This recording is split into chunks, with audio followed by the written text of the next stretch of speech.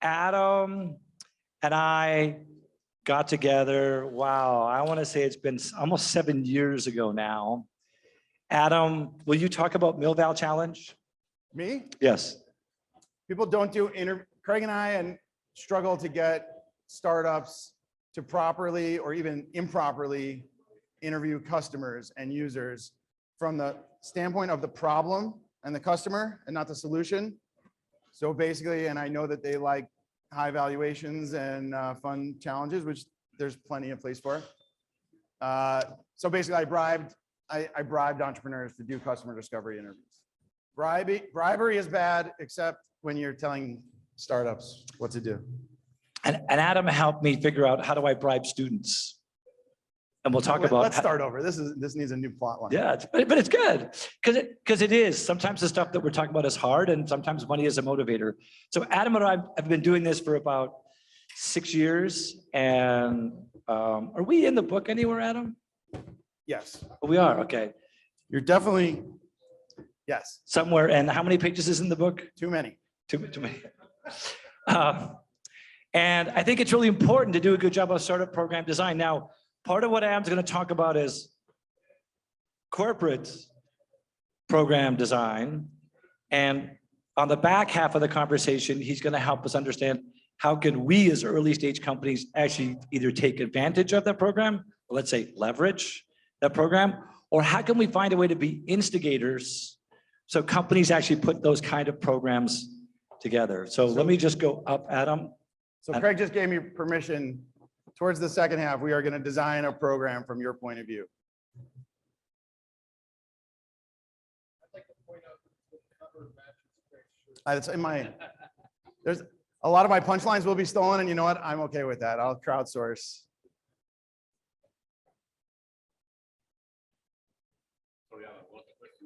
No question yet. I think since we're sort of live already, I think the line in the slide was, when you're the first person to buy 150 books, you get to pick the color of the cover or something.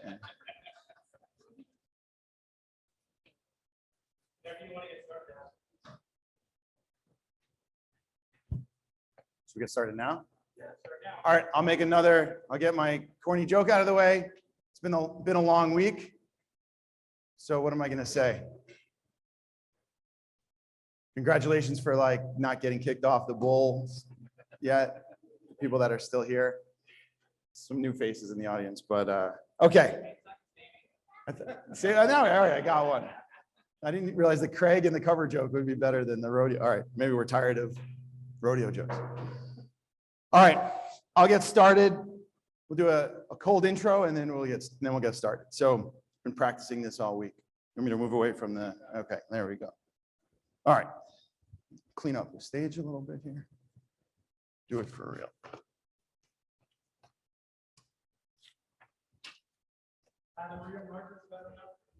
Sorry? We'll break for Sharpies. So here we go. Practicing all week, let me know. So once upon a time, 10 years ago to this very day, on a night just like this or something like that, in the mountains of Trento, Italy, or in the mountains of northern Italy, perfume of olive trees wafting. You see where I'm going with this? Sorry? Good. Good. All right. Off to a good start. All right. So I spent a couple weeks at a program mentoring startups. Okay. So this was 10 years ago and true story. So it was pretty much exactly like this week, 10 full years ago. For basically the next 10 years, this is not just one of those vomit slides or look at me, look at all the programs that I've worked with. But basically what I was doing is I was working with startups who wanted to get involved with government and wanted money from government. They wanted to partner with academia. They wanted they wanted contracts. They wanted to sell into corporates. They also wanted to get into startup programs and accelerators like this one, like Y Combinator, like Techstars. I was working with startup programs who were bringing me in to work with the startups, but also they were admittingly, what's my next cohort look like? And how do I get more startups? And, oh, we're finding that all of our startups want to raise money. So should we do another accelerator that's like, downstream or upstream? I always get that confused. I got into corporate innovation accidentally as a consultant, and I was doing, in my lean startup work, a lot of my traditional corporate internal transformation work, they were also starting to look at startups as a way of innovating and solving the search versus execute problem. Who's heard of the search versus execute? All right, we'll get into some of the more corporate stuff later.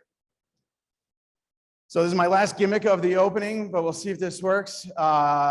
So then 8 years later, eight years past my first time in Italy, and having now spent 8 years sort of where these patterns were emerging, someone called. Is that someone on Zoom? Craig, you can let us out easy. Is he on Zoom?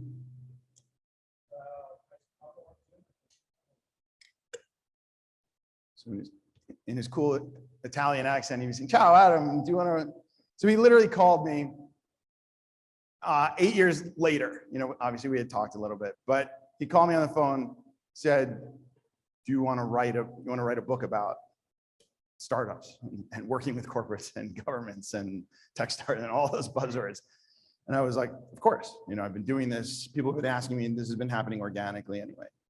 So fast forward, end of story. 10 years ago, 2 years ago, he makes the call. 2 hours ago, of course, with no stress. It's not stressful at all to write a book. It's really easy. 2 hours ago, he makes the call. "You want to write this book?"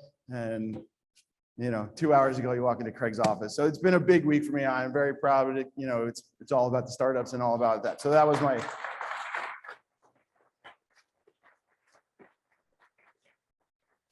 So this was the highlight of my week. And then, but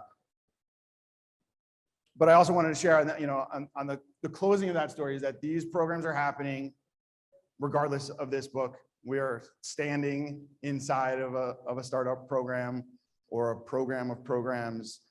Our friend, one of the case studies that we pushed really hard for the book was the World Food Program. I was through one of the Google things. I was lucky enough to mentor just a portion that is not about me. There's thousands of people doing great things with the World Food Program accelerator. And so we've been watching their stuff really closely. We won't watch the video now, but Bernard gave a TED Talk, and I'll recommend that video. And even through our research, the Vatican dipped their toe in the arena. So that's the journey of sort of this, what we're now calling startup program design. Okay, April, this one was for you. So that was my attempt at a sort of storytelling. Now we'll get through some process and through some exercise. The baby goats. All right, April. So in the beginning of the week, for those of you who weren't here, this was the ground rule. Yes, exactly. Baby animals allegedly. Tell them, April. Give me my chance to breathe. Then April will tell everyone.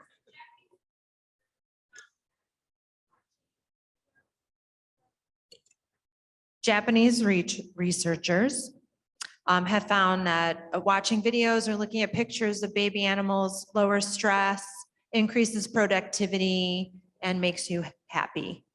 Right? How are y'all feeling? Pretty good? Yeah, is it working? So she also gave a disclaimer slide and her thank you slide. So the disclaimer side is, it's been a crazy couple of years, and some of us first time out in public again and giving talks and new topics. And so safety and respect on both sides and all that good stuff. And also thank you to the sponsors. So thank you for Craig. My joke about if you buy the first 150 books like Craig did, you get to pick the color, show them your shirts for those of you who don't know you. Any sponsors you want to thank? I don't want to start going off track. Anyone else by name we want to thank? It's the end of a long week. Otherwise, we'll get to the meat of the presentation. Craig, anyone you want to mention by name? I know you like to jump in, so I'm preempting your jump in.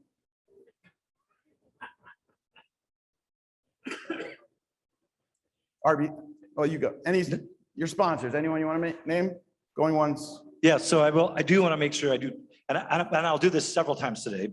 So today's made possible really by two different groups. One is Bennett Jones, who have been with us since day one, or I think it was actually day 3 where someone said, hey, you need to go away and run this event.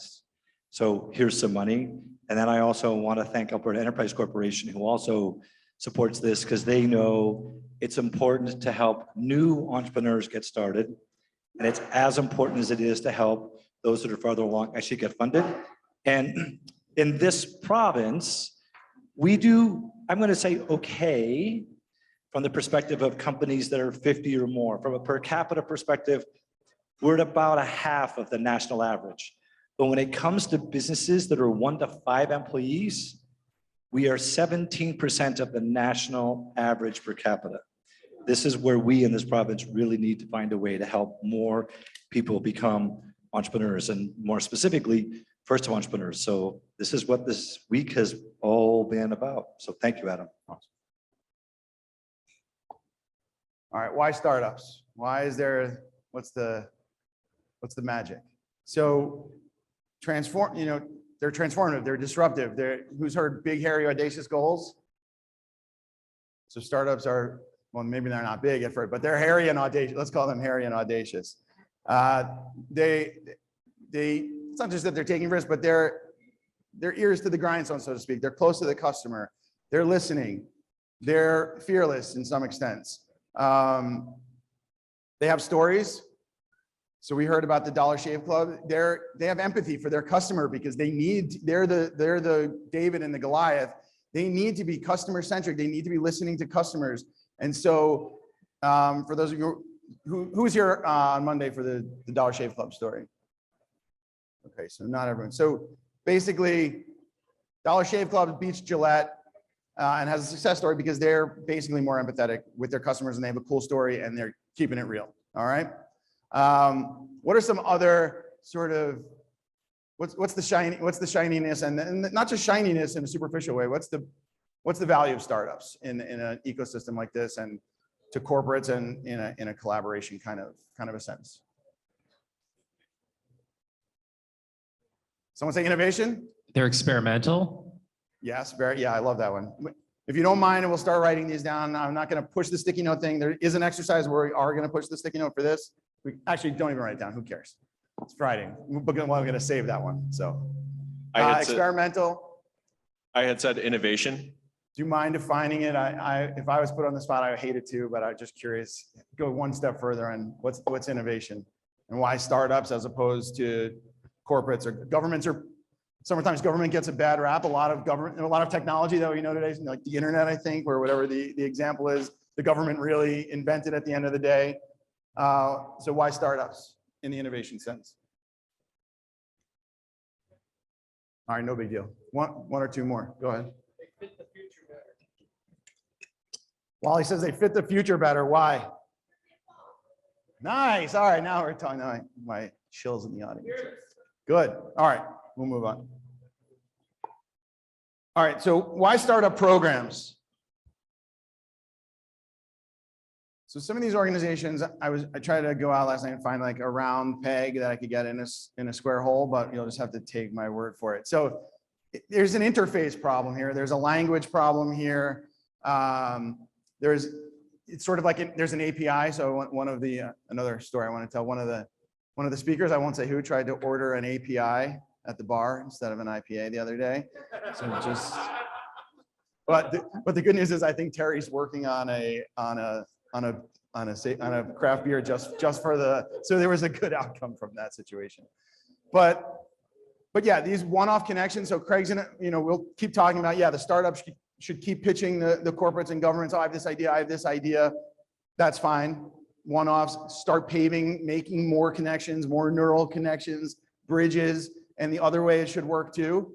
But at the end of the day, if you want to kind of learn from these and have cohorts, that's what programs do. Why start a program design? We'll get there. So I'm known as a divergent. You can probably tell, right? I'm a divergent guy. Supposedly I'm the only one in Calgary a little bit more divergent than Craig. So we found that out. So we'll get there. We'll diverge for a little bit, and then we'll come back in and we'll converge with a design exercise. You want to show a 3-minute design video or skip it? Yes? All right. Wow. I talk about challenging your assumptions all the time. I did not expect that. This door on the 10th floor of the Vox Media office that I hate so much.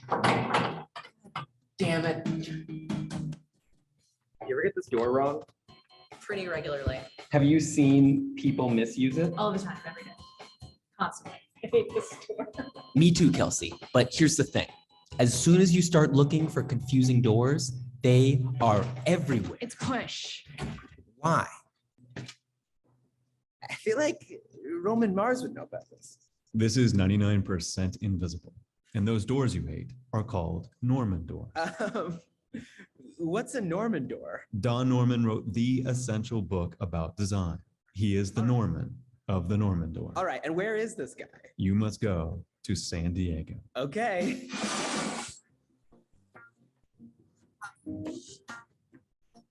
Hi, Joe. Hey. I'm Don Norman.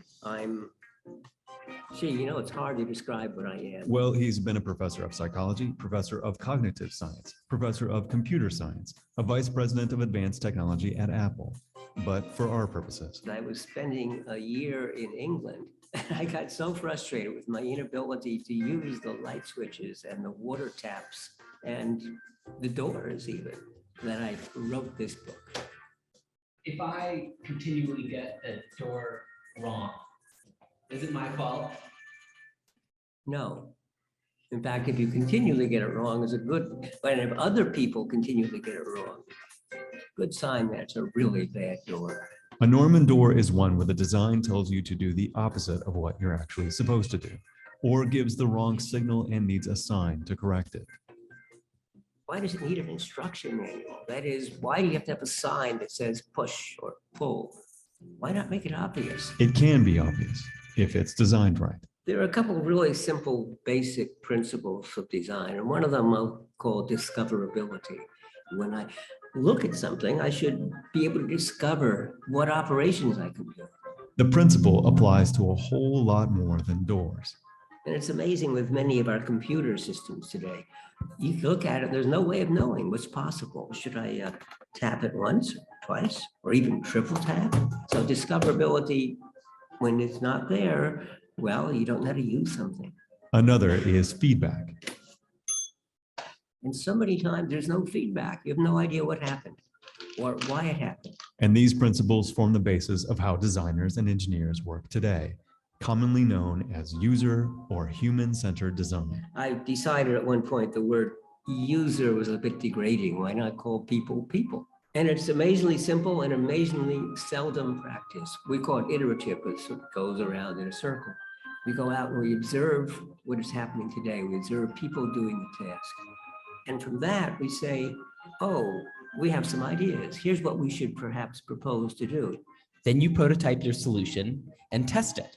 Quite often, these are wrong at first. But each time we go around the circle, we do a better job of making the device until the point we're actually making something that really works. And this process has spread all over the world. And it turns out it's improving lives. From better everyday things like the ones that Don wrote about, To using the same process to solve huge problems in public health in developing countries. water, Sanitation, farming. lots more. So would be a better human-centered door?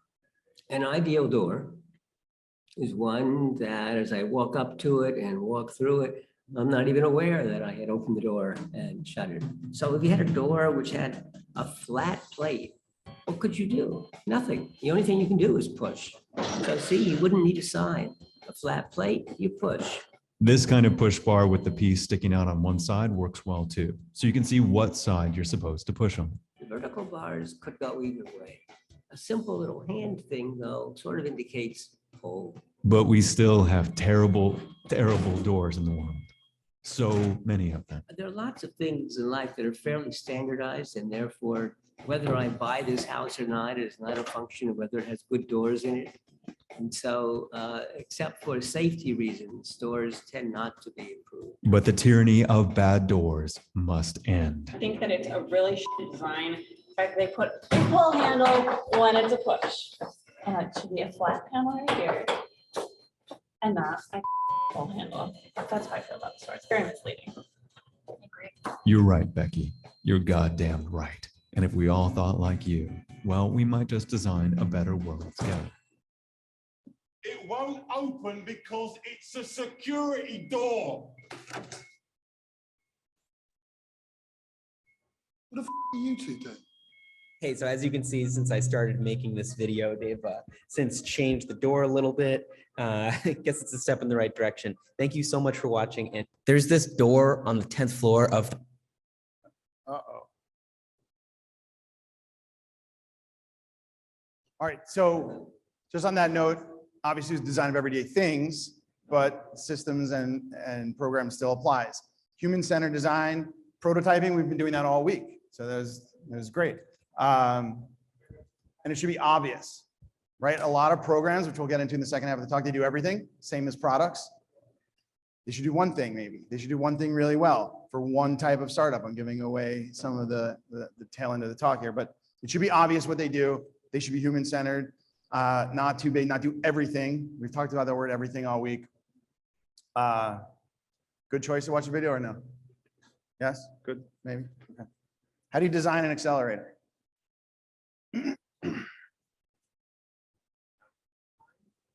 Okay. Awesome. Awesome. Okay. It's a trick question though. April knows the answer, but we'll get back to April in a second. How do you not design an accelerator?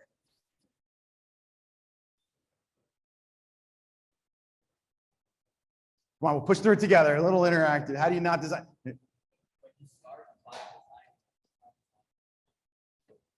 Awesome.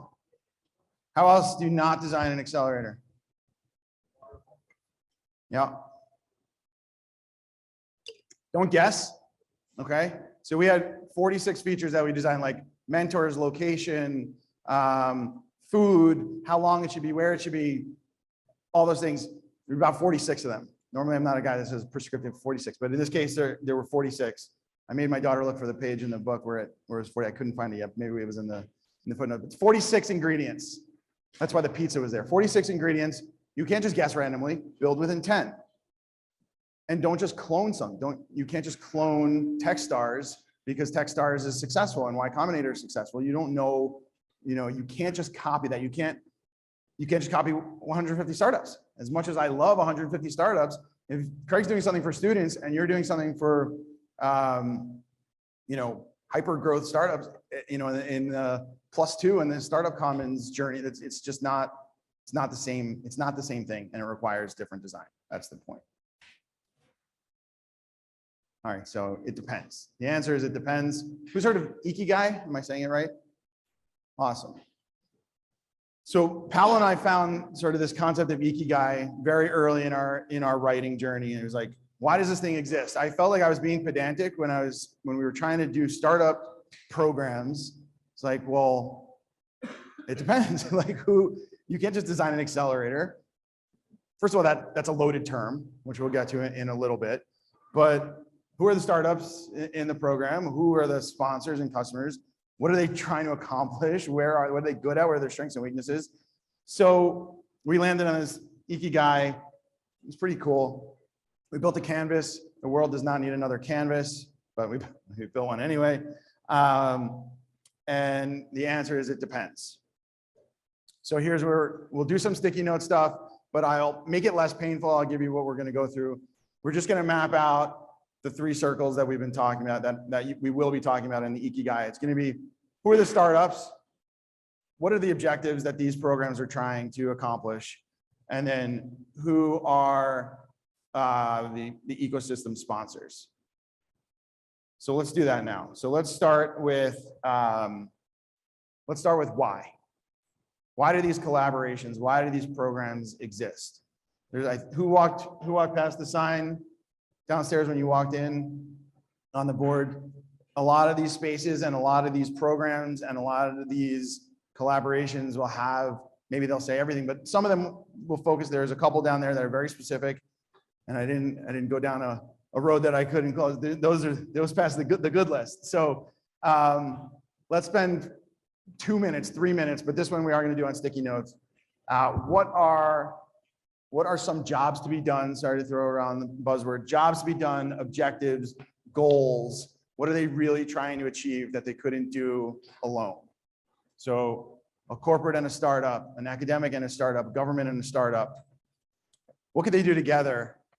And try to put this from both, whatever side you write down is fine. But if it's from the startup's point of view, write the startup's point of view. And if it's from the government's point of view or the sponsor's point of view, write it from there.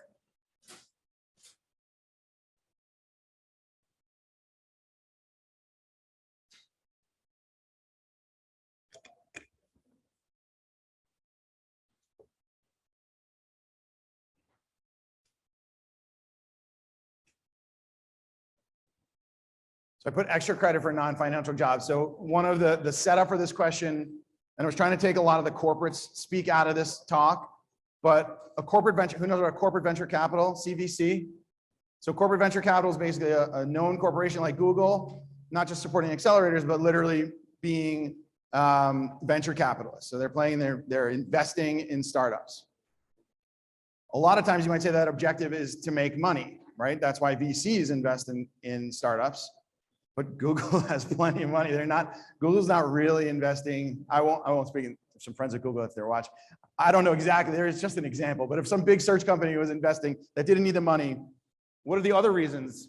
And so I'll throw out some of it's for market research and to keep your finger on the pulse. Did anyone put market research? All right, that's your free bingos. Did you? No, but did anyone write market research as a reason? All right, that's your bingo free space. So sometimes investing in a startup, instead of doing it for the ROI and the money that you're getting back, you might do it just for the exposure, the osmosis, the nearness to a startup and their culture. So let's go around. I won't make you get up, but I will make you share, or I will ask you nicely to share. Mike. From the government's point of view, provide jobs. Jobs, great. That was, all right, so jobs was the one we, okay, so do the why. Sorry about the speakers. All right, keep going. Awesome, all right, this is what we needed. So we won't belabor it, we'll do a couple, all right, we'll do a couple more. IP, yeah, great. To make connections. Awesome. I'll put you on the spot. So. You don't have to explain, just shout it out. Okay, so maybe the government wants to start to help solve problems. I tend to think that's it, and that's what they're doing.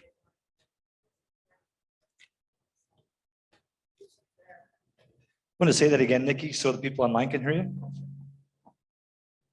So I suggested the government might want startups to just be innovative to help problem solve issues that they've been putting a lot of money into, maybe the wrong way. So fresh perspective. I heard even a further deep dive into that. Like there was someone walking through the halls yesterday. That's not me. I'm away from the speakers. I think she was involved in platform because they had they were in charge of exports and they wanted specifically export related startup businesses that do this kind of business, and they wanted to do something exactly like that. That's awesome. All right, one or two more and then we'll move on. Put your hand up and we'll grab you a mic. Common coffee pot, share learning. Yeah, I love it. Absolutely, yes. I love all of these.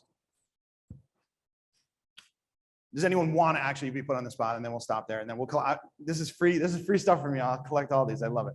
Does anybody want to go? Stand up and then we'll end with you. Recruiting startup founders. Yes, great one. All right, so we'll do it Do the same exercise, but now for startups, what are all the different categories? And I'll start, make this a little bit easier. So one way of differentiating startups is by maturity. And so to adapt to the community, I know that this specific community uses Startup Commons, right, as a framework. So who's familiar with the Startup Commons, 0 to 0 to +2? And if you're not, that's fine. It's just one example of differentiation is by maturity. Differentiation can be by sector. Differentiation can be by, now your turn. So 2 minutes, we won't keep pushing, and then one more, and then this exercise, we'll put it back, the pieces back together. How do you differentiate? How do you differentiate yourselves? Who raised your hand if you're a startup? Awesome.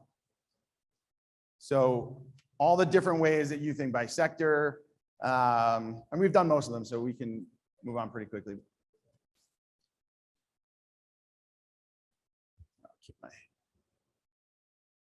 Who's got one that I didn't mention? Yes. How much money have you raised? Absolutely. 100%. Yep. What type? Yeah. And I think that's like, and I kind of go on these tangents all the time. And I think that's a great illustration that I didn't have to make for myself. Funding amount and funding source are two totally different things. It's, you're not going to go into that level of differentiation all the time in everyday language. People will get annoyed with you, but as they do with me. But in this setting, like, yeah, it's totally different. If you're getting grants versus VC, you could both have raised $1 million. It's probably a different scenario. It's not better or worse, but it's different. Okay, a couple more. Oh, great. We'll go to the bleacher seats. I like it. Good. Craig will yell at you for yelling, but I think it's fine. But the people on Zoom want to hear. I was going to say by mission, so they could be for profit or not for profit, and then if they're not for profit, what kind of social mission they're pursuing. Awesome. Chapter 6. It's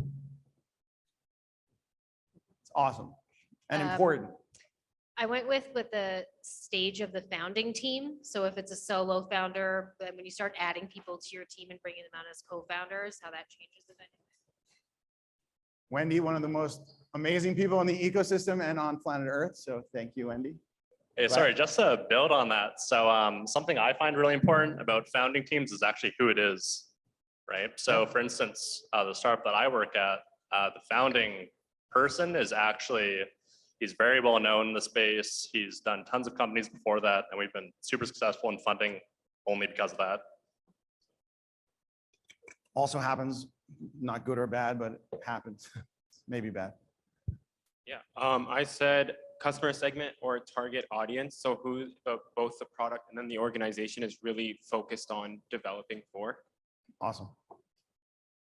Yeah. Yeah. For me, it's value proposition. That is a really important because this is the value that you bring to your potential customers. And I don't want to just assume and talk for you. Do you think, is that the same as the vertical, or is that slightly different? What their value proposition is versus what industry they're in? Are those sort of the same? I'm not putting you on the spot. I'm just curious. Yeah. Are they the same? Or, yeah. Awesome.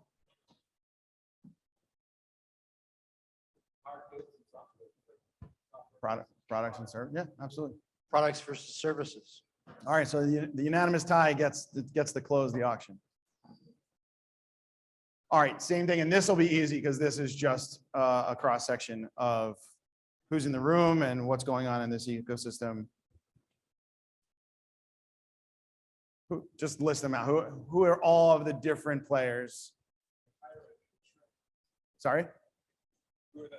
So you have the startups. So now I'm trying to build this picture. You have some partnership with startups and some other sponsoring, usually a larger organization for some reason, and then we'll build a program around that. What are the sponsoring organizations? So are you referring to like IRAP? Is that an example? So maybe, go a step further. So maybe academia, we'll start with the big ones. Academia, corporate, government, that's most of them. We can spend 1 or 2 minutes going one layer deeper, but yes, is that just a specific?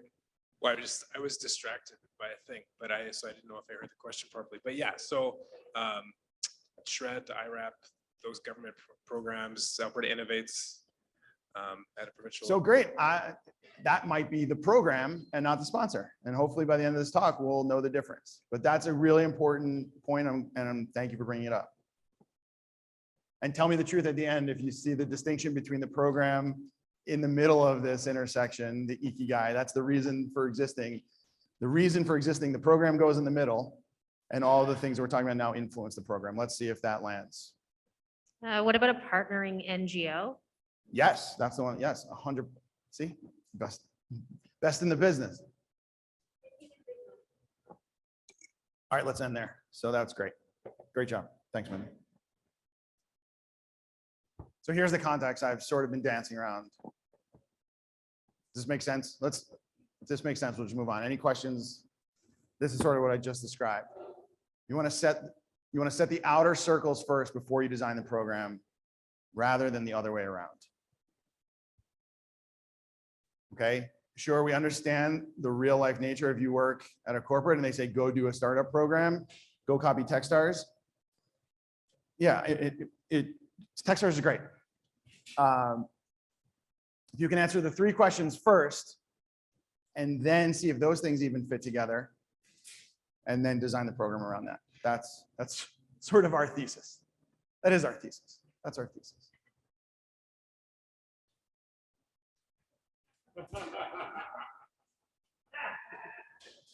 Good. All right. So we did this on Monday. We'll do it again. So I tell my kids, when I say take a deep breath, it doesn't mean take a pause. It means take a deep breath. So let's all take a deep breath. Thank April for her baby animals and breathing and okay. Who's seen these cool new images from all right, everyone, now we got science, now we're all talking. Yeah.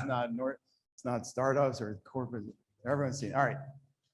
So even before these cool images came out, which may or may not have been, if I really did my homework, I would find out if this telescope was some partnership between startups and NASA, but I'm not sure. So we were calling it sort of the big bang of startup programs. Corporate venture capital was one idea of this, and I started talking about it before. When a corporate just wants to work with startups and they don't know why, they have every single one of these things that we just spent time talking about in the same program, okay? They're all under the same umbrella, and to us, that's when it breaks. If you're trying to do all the jobs, in that case, it wouldn't be all the sponsors, because in this case it was corporate. If you're trying to do all the jobs with all degrees of startups and just work with that, we're working with startups. Who's heard the term vanity metrics or innovation theater?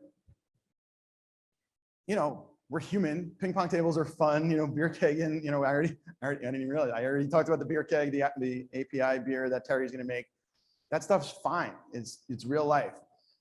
But if we're going to write a book about designing with intent and what the process should be, breaking things down into smaller pieces, more intentional pieces. A couple examples.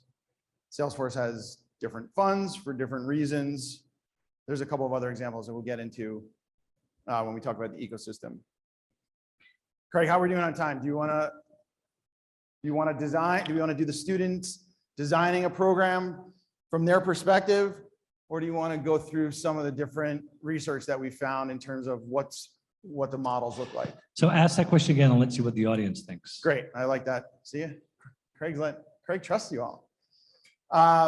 We can talk about, so the thesis was the big bang of programs was all these different programs that are forming for actual reasons. So the first jump was corporate venture capital turned into venture client models, because venture client, they wanted technology. They wanted to create technology with startups, not make money from startups, okay?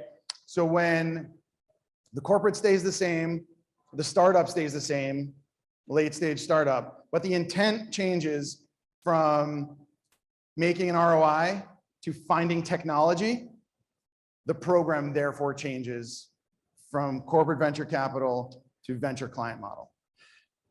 So even if Adam. that doesn't make sense, we can spend time talking about that. I don't expect it to make sense right away. Can we go back Or- one slide? Sorry, yes. Sorry. Up one side or back one side? Is that the slide you wanted, Jeff? So yeah, so when this changes to this, yes. Thank you, Craig. Too far back? No, this. Is this the one you wanted, Jeff? So when this changes to this, is basically the thesis. All right, we went through half of them. We'll go through the other two, and then we'll build. We'll do the design. Are we stopping at 1 or 1:15? We can go to 115 easily. Okay. All right, so basically we found 4 models. We talked about growth. Everyone wants to grow. This is a unicorn. This is, I'm not picking on the model, but this is where all the other good stuff I think was hidden inside of, okay? So solution sourcing, you don't care about the ROI. I think the story, one of the stories, Microsoft was one of the first investors in Facebook. They made like 240 billion, but it didn't really move the needle on their balance sheet. But maybe that technology inspired teams or helped out with other products. Ecosystem building. So this can either apply to a region or a product like the App Store. So you might do a startup challenge to get, Apple doesn't need it now, but in the beginning, you might give free credits on your platform, and a lot of developers use your stuff, and now you have a powerful, productive ecosystem. The classic workforce creation example, and is that and that's sort of what the Techniques model was, the one in Italy. It was they were looking for unicorns, but really they were also kind of looking to create jobs. When you talk to Paolo, I don't always feel comfortable telling that story, but it's some of it's in the book. And if you ever want to ask Paolo, the program did struggle with an identity crisis of what they were really trying to accomplish. Were we trying to create jobs, or were we trying to create unicorns? Or are we trying to create goodwill in the community with, these startups coming in and mentoring other people on skill creation? There's nothing wrong with any of these things in and of themselves. The point that I'll keep making is that be specific, have intent.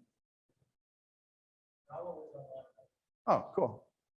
Does he want to say hello for this section? This might be perfect time for that, and not really awkward to make that pause if he does.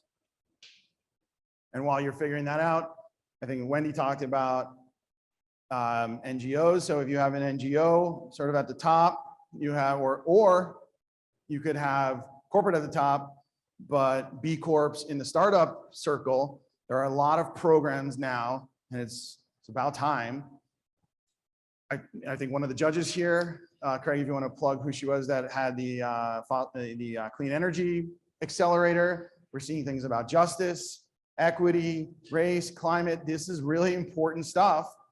The World Food Program, the one that I led off with, is a perfect example of one of these. Oh, great, Paolo's here. Give me a two minute break here. We got you on the big screen, Paolo, in front of everybody. You want to say hello? Oh boy, you get me in the spotlight. So hi everyone, hello from London, We UK. can't hear him, even though he's, I think, unmuted. Should be unmuted. Can you hear me now? Jeff hears me. Jason too. All right, if you can hear us. Any question? That's like a huge, to do in an hour. We could do that all day. Any questions? Hopefully I set up the process clearly, but on those 4 models while we're waiting for Paolo. And is the difference clear? Is the difference between the models clear? And is the butterfly effect clear? How if you change the intent, the program changes. If you change the sponsor, the program changes slightly. If you change the startup from a -2 to a +2, that will change everything else about it. They don't necessarily want $1,500 pitch con. That is no offense to anyone who does want to win a $1,500 pitch competition. But if you're going to say that someone who's raised $20 million in funding is going to come and do customer interviews, they're not going for $1,500. They're not going to.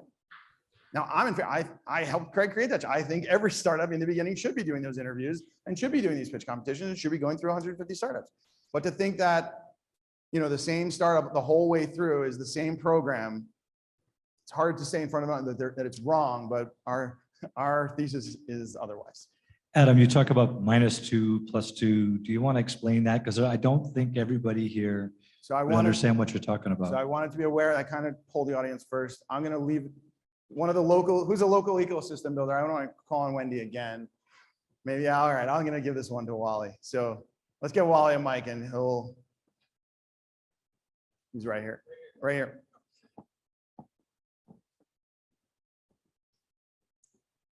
Yeah, so there's something you can Google called the startup development phases from Startup Commons.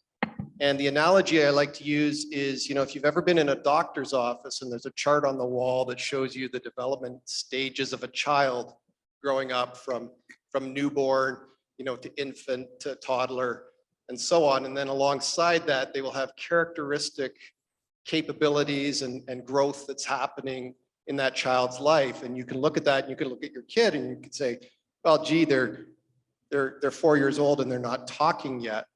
Maybe I should go to a pediatrician and see what's going on. So the Startup Commons development phases is kind of this archetypal journey of the maturity of startups and the things that are important for you. So at the very beginning, it's an idea. It's not even developed into a concept. It's just an idea that might not be fully formed. And then there's going to be a stage where you develop that into a concept. And then there's a decision point. Am I going to sort of quit my day job and go focus on building this? Because if that commitment moment doesn't happen, and that's called stage 0, because the first 2 stages are kind of like negative levels of maturity in their model. It's like -2, -1. And then there's this moment of commitment when you decide to actually mobilize your idea and do something and start building a startup, you know, being a founder at that point. And then after that, there's this process of validating and pivoting and finding your way. And we heard about that on day 2. And then there's the stage of scaling. You found product market fit, and now we're going to build a company. We're going to build this into a viable business. And then the last stage is really, you are a company now. You don't need to be a startup anymore in that sense. You're an established business and it's execution time. And Adam, I managed to image and put it to you. Oh, there we go.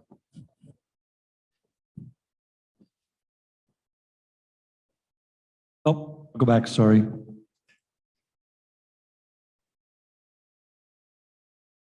Okay, I'm back.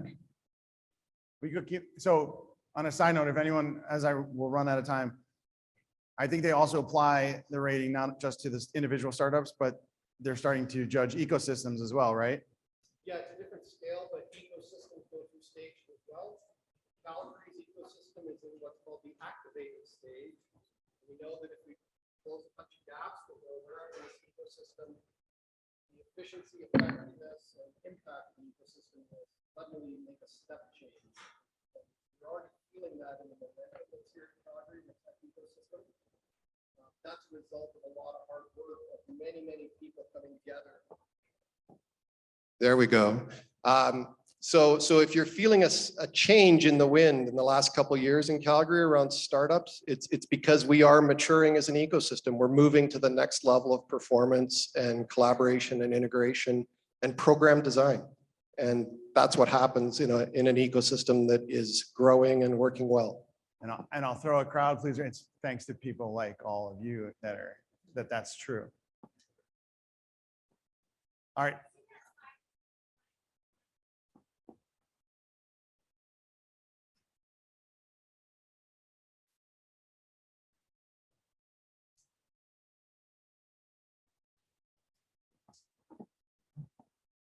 This is around the world. So if you just Google startup development phases, you'll find this slide on an image search in about 2 clicks. So it's easy to find. Oscar and Valto. Oscar used to live in Barcelona, now lives in Helsinki. Valto lives in Helsinki. In fact, they spoke a couple of summers ago for the Innovation Rodeo. Can I switch it now? Yeah. Yes, okay. All right, we're gonna try self-directed workshop. We'll see if this works. I think it will. Make it pretty simple. We're gonna design first what we're calling strategic design. So strategic design is just the 3 circles, no program, okay? We just wanna see what the 3 circles would look like. And this should be very easy because what you're gonna do is you're gonna start with who you are. If you are a startup, just hold up a sticky note right now and write down what kind of startup you are, and that whole entire thing that we set up should match exactly who you are. So that's your circle 1. This is a cool thing about context. It depends. That's your circle 1 if you're a startup. If you're anyone else, start in this top circle.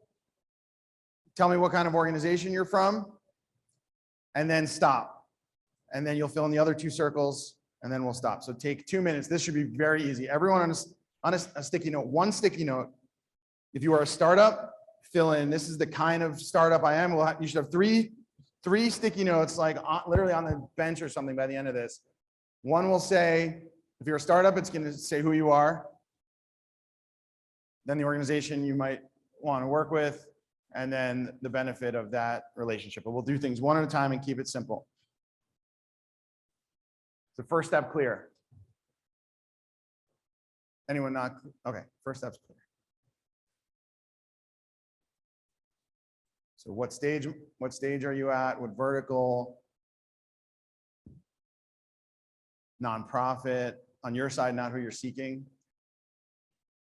B Corp. Is that popular here? B Corps or what are? Okay.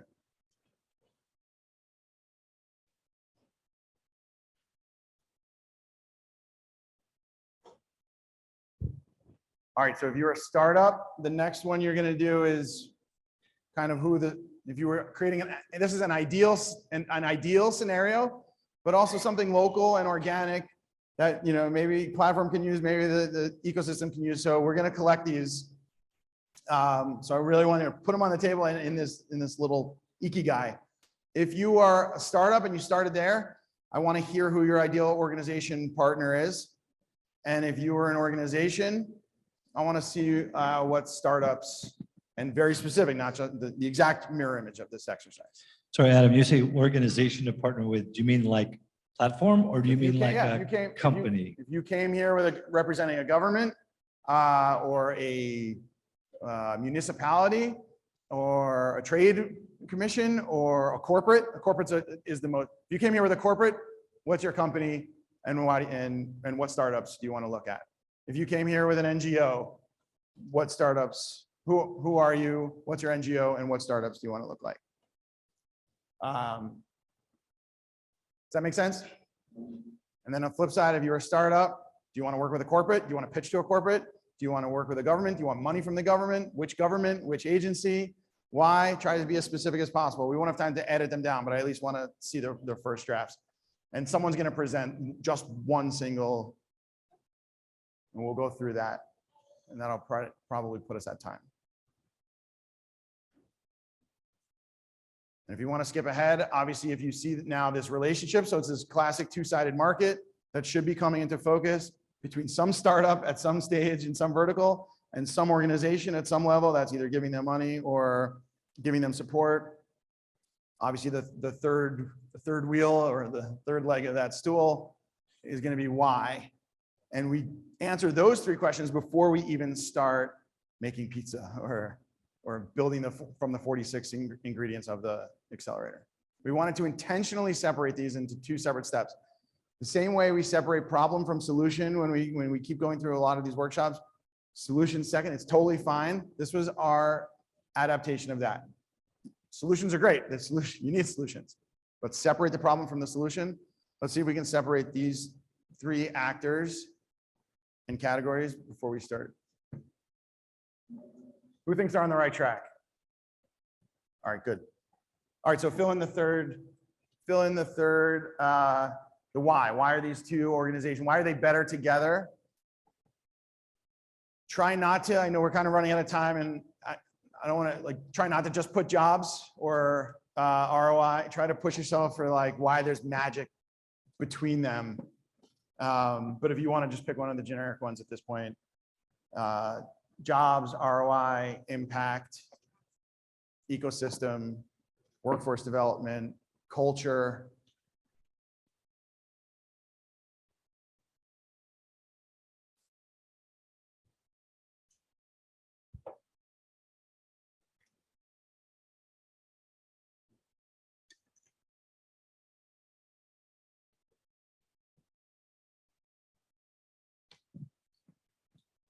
I'll give it one more minute.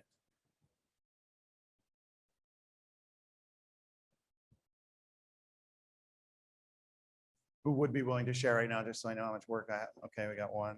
I just wanted to make sure I have, okay, Wendy, I could always rely on Wendy. I want to give. All right, great, let's do it. I don't need to, we won't waste everyone's time. Thank you, Wendy. So start wherever you, this is your, now we're on the downhill slope for the week. This is your show. So Chad, start with putting the microphone as close to your mouth as you possibly can. Thank you. like that, not in my mouth, but okay. No. Okay, so we're like a +1 to a +2 future of work SaaS startup. Awesome, great job. Give him a round. I know sometimes someone in the, I think it was Corey that said, what's the term where you know what you're talking about? You're consciously confident, unconsciously confident. So and there's no other way. On the one hand, I'm brought in to be the expert and know this stuff because I just wrote a book about it. On the other hand, I understand that it takes steps. So congrats, that's awesome. That's exactly what we're doing. Round of applause for you. Thank you. Keep going. Okay. So this is like perfect world. We get to decide what happens. So working with Platform Calgary, but connecting with KPMG in an innovation lab where we're getting their feedback on what the problems that they're facing. There'd be a customer of ours, but they'd be initial use case for using Whole Metrics. All right, so this is an incredible example. I obviously want it to be local. I didn't set it up just to like cater to people who are literally staring at their sign right now, but that's totally fine. I think that's genuine sponsorship. I think that's authentic. I think that's totally fine. The one thing I will say is, and we even had this conversation with David Yiptong. So I would say that Platform's not the startup program, and they're not even the sponsor. They're sort of this connector, but KPMG absolutely is. This fits perfectly. So if KPMG is in the top circle and you describe perfectly in the startup circle, now just between that link, what's KPMG getting out of it specifically? I don't want to talk for anyone KPMG, if they're in the room, this happened naturally. So disclaimer. Ian knows exactly how I feel, so it's not. Okay, so what do they get out of it? Why are they doing it? Are they doing it to invest? Why are they doing it? Why are you doing it? And then we'll move on. They're getting potentially world-changing technology that would revolutionize their industry, and we are getting face-to-face time with our customer to understand what their pain points are and how we can scale our product to meet. Because right now, KPMG is not an ICP; they're way too big. But on the way to serving companies like KPMG, there's a whole bunch of learning that has to happen. So we would learn that along the way. I want to jump in for a second, Adam. Chad, for those who might never have heard of ICP, what is ICP? Ideal customer persona. Okay. Some of you might have heard it also called ideal client profile, same sort of thing. And luckily that worked out for me because that's this month. You said literally solution, a technology, right? So a technology would be a solution. So they're not looking for money. And then if you sort of accept our thesis, because they want your technology and it's ground, what's the word you use? So world changing technology. In the program itself, there's probably something around signing away, it's not about just an equity offer. It sounds to me like upfront, there's got to be an understanding about the IP, and that would be central to the design of the program. Whereas in another, maybe just a services business, there wouldn't. The point is the butterfly effect, that one thing changes the other. Does that make sense? Good. All right, that was helpful. So I'm going to break my own rule. We'll do one more. I think I even saw a hand. It's not like someone that actually wanted to go, but if they don't want to, we won't. Okay. All right. Save those stickies for me. We're going to keep them if you don't mind. All right. So we covered, this is why I've been getting into like biodiversity and healthy soil and all that good stuff. So I think the same thing is true with the ecosystem. I thought we might have a lot more time to talk about it, but I think the examples actually gave life to that conversation anyway. But the point was basically even Google for Startups, the Salesforce example I gave, platform, these are still programs of programs. You need to kind of drill down, and people that have been in these conferences are used to that kind of talk. So drill down until you get to the sort of the atomic level of the startup program. Start to see how the external, the outer ring fits in. Who's seen Goonies? I'm gonna date myself. Well, American and age, and that's like a double. All right, so then, never mind. Okay, we're at the triple stone. The 3 stones needed to fit before the treasure was unlocked. Okay, so we basically did this. I want to just end on a couple slides. Be a little anticlimactic, but it'll be on time. So this is sort of what I'm talking about here. You want to design, you want to at least understand the context and then design the features of the program.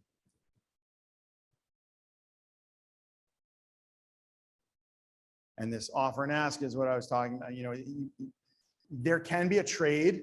If you want market research and I want your money, but I don't really want to be your market research.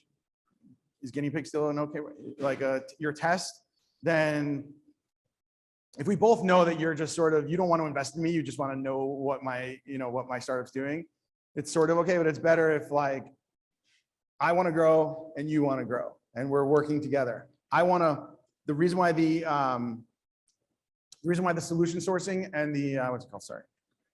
The venture studio model works so well is because you want technology and I want a customer. It's the same, it's the flip side of the same coin. It's not this quid pro quo random. I want you to be my customer and you want to pay me money for the technology or to own the technology. It is literally the same thing. There's perfect alignment and then all the metrics will follow properly after that. That makes sense? And that way, if you set it up, if the foundation is strong, it becomes much easier to design a program that supports that foundation. Okay. Okay, so we'll close it up here. One last baby. So what's on this slide? It's literal, just like the clones. And so close. 3 words. Charlotte, make sure you give them the microphone so they can hear. No, online, we don't okay? have to, we'll get. Build is one of them.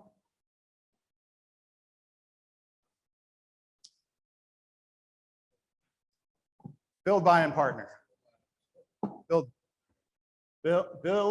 buy, partner. All right, so build, buy, and partner is sort of this common, build, buy, or partner is just this existential question. If you want all the things we talked about, job creation, culture change, technology, you can build the corporate, and probably maybe it's KPMG that invented it. I don't even know. Maybe it was McKinsey. I don't know. Basically, the corporate had 3 options. The government has 3 options. You could build, buy, or partner. Our thesis is what? Let's see that at least. Of those 3 options, build, buy, or partner. Partner. Who's partner? All right. And then still ending on a little corny joke that will probably be worse than the last slide, but it's okay. I can handle it. If you want to go far, go long. If you want. So if you want to go far and fast, do all the things we just talked about in the talk. Okay. Can I add one thing to this, Adam? So I want to try and find a way to make this as actionable as possible for people that are here. Adam's talking about partnership programs with large corporations. A lot of us in this room might be thinking they're going to get there on their own. My argument is they won't. So if you've got a technology or if you've got a solution you think someone might have interest in and could be a potential partner, go on LinkedIn, find the person responsible for innovation inside that organization and reach out to that individual. And if enough of us do that, what ends up happening is all of a sudden the corporations in this province begin to say, hey, is there something here we should be taking advantage of? How come we're getting all these calls? The example I gave to Adam earlier, and some of you may have heard the Crazy Spoon story? Anybody know the story about the Crazy Spoons cookbooks? No? So these two ladies made these cookbooks and they phoned all these bookstores to ask if they would carry it. And the bookstores all said no. So these very creative entrepreneurs, they phoned all their friends and said, do us a favor. Can you all phone that bookstore and ask for the book? So they all phoned the bookstore and asked for the book. And then all of a sudden, guess what happens? Now that bookstore has that book in it. So this is kind of along the same lines. If we start in some respects, I don't want to say harassing, but let's just say being proactive, targeting these organizations we think we could do something with, it's going to put this on their mental radar screen. And if you talk to someone who's even remotely or mildly interested, I will ship them a copy of the book and I will help you get into that organization and build that partnership. Okay. Adam, any final words? Well, my build by our partner slide bombed. So give me a question to end on a high note, and then we'll wrap it up. We'll take one question. Doesn't have to be from a insider. I'll ask a question if nobody does. Do you wear open-toed sandals when it's below 32 degrees Fahrenheit? Yes, but not below 25.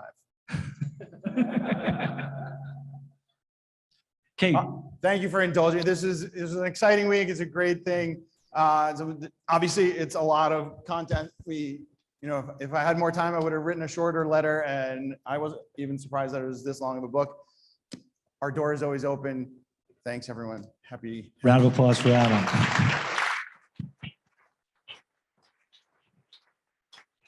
So I will make it corny. Can we just take one picture? I always want to do it. Go. I want to do it.